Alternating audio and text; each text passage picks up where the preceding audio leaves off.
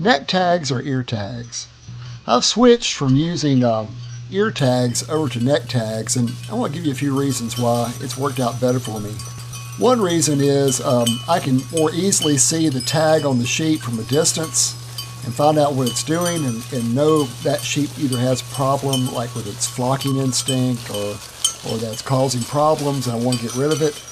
And I can see that tag a little bit easier than I can on the ear. If it's on the ear, it'll just be hidden on one side of the sheep or kind of under the fold of the ear. But if I've got a tag out where I can easily see it, it works better on the neck.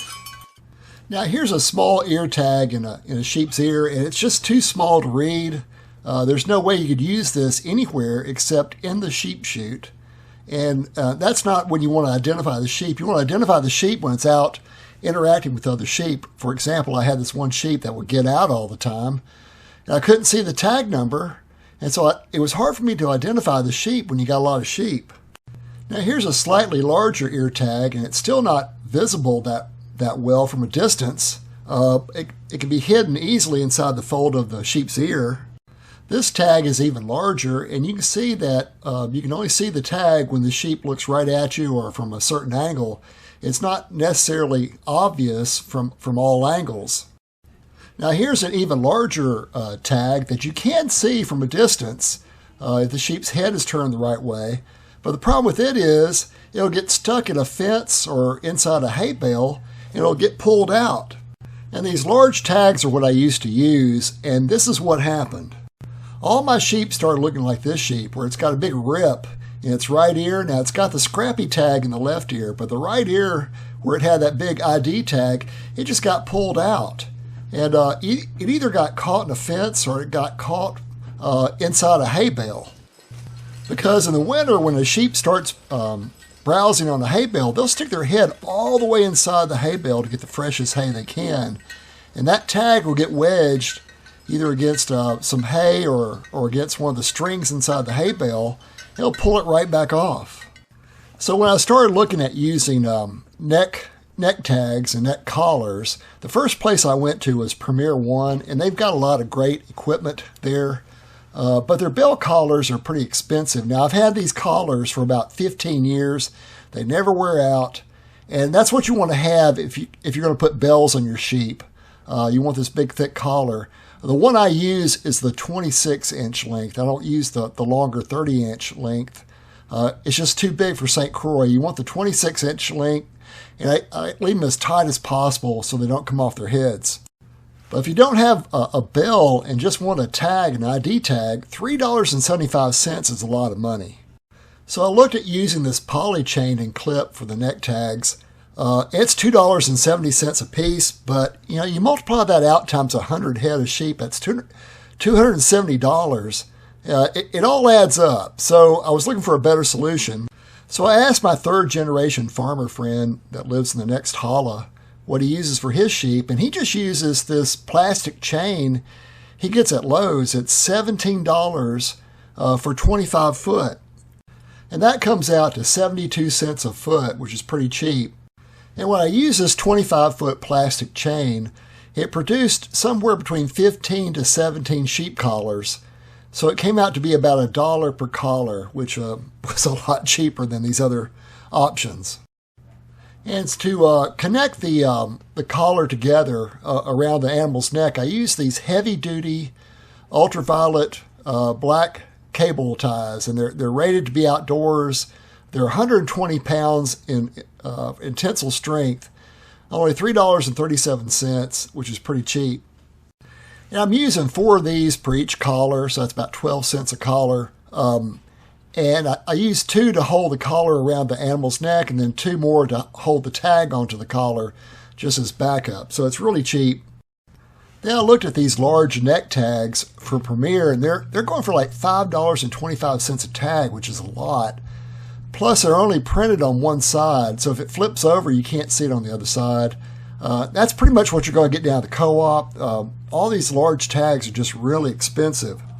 So I found this company called Ear Tags Direct, and they have a neck tag. It's much cheaper. It's 80 cents a tag. But if you want it printed on both sides, it's like another 20 cents. So it's $1 a tag. You can get whatever color you want. The writing's always in black, but that's a really good price, and the tags look great. Here's the tags I purchased. They're good. They're thick. They look like they'll hold up really well, and they're printed on both sides. And they look like they last just for years. I got the white background to make it so it's more evident about the numbers of black lettering, and I'm really happy with them. Now here's the scrappy tags, and you can tell the numbers are way too small to be able to see the sheep number from a distance. It also has my farm ID number. It's very confusing, and so it's not good for IDing the sheep from a distance.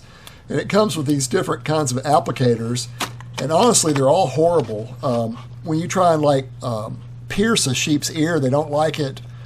You lose your trust with the sheep, and it's just a bad system. It's good for scrappy identification, and if you're going to sell your animals down at the sale barn, they're going to demand that you have these scrappy tags.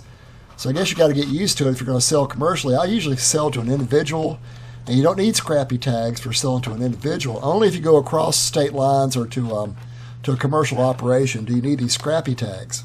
But these metal tags, they hurt when you put them in their ear. So do the plastic ones. The metal ones can actually cause tetanus. So they're pretty good if they're going to go to the slaughter, but it's just a bad system. I really don't like it. Now with the neck tags, you can see that sometimes the bells they have around their collars will hide the tags from you. But generally I can see those from a distance.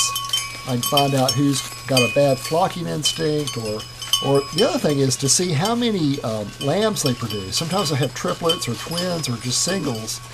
You give them in the sheep chute, sometimes it's hard to tell which one is which, but when they drop them on the ground outside, you can find out, you write down, but only if you know that tag number.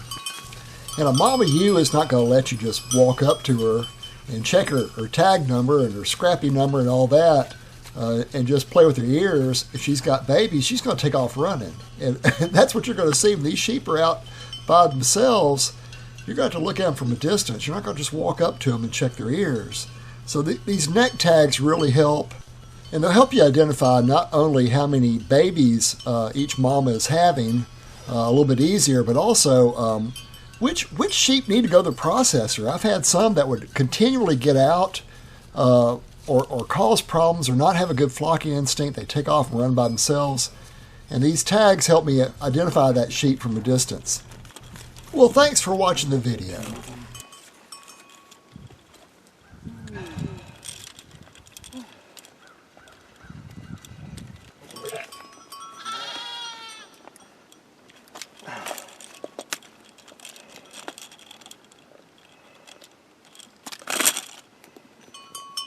That's good enough. That'll work.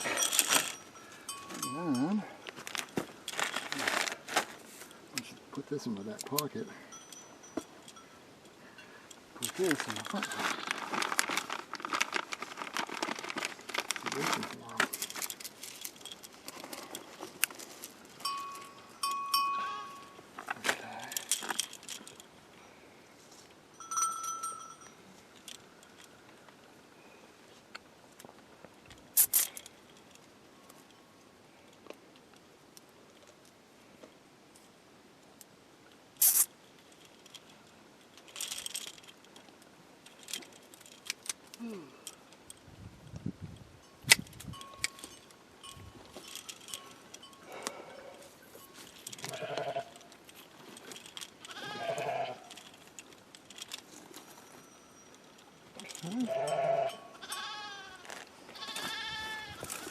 Let's see what we got here.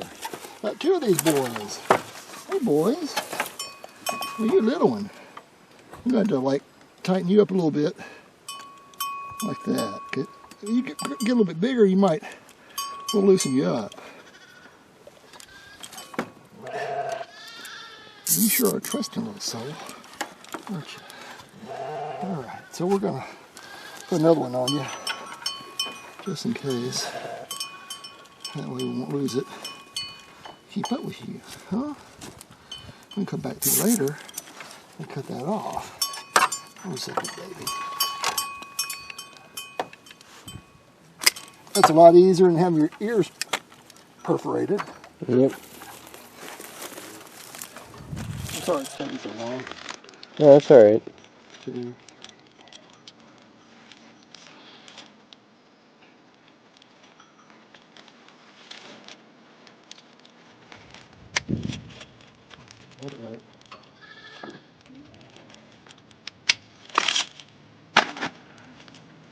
240.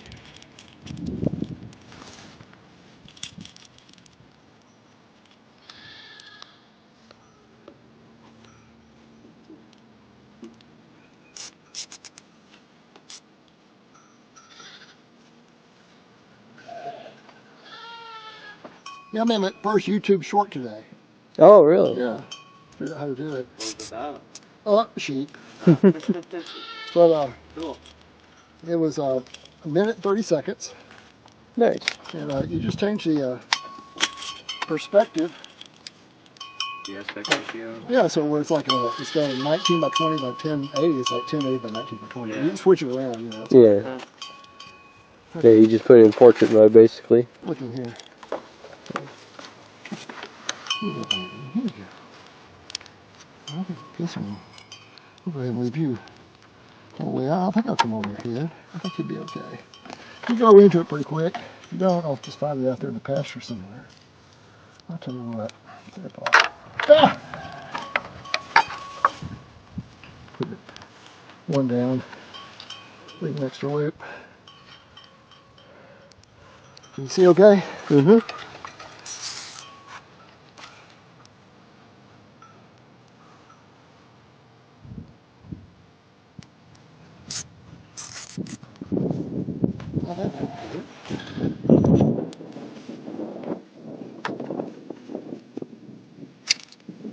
Open it up. Alright.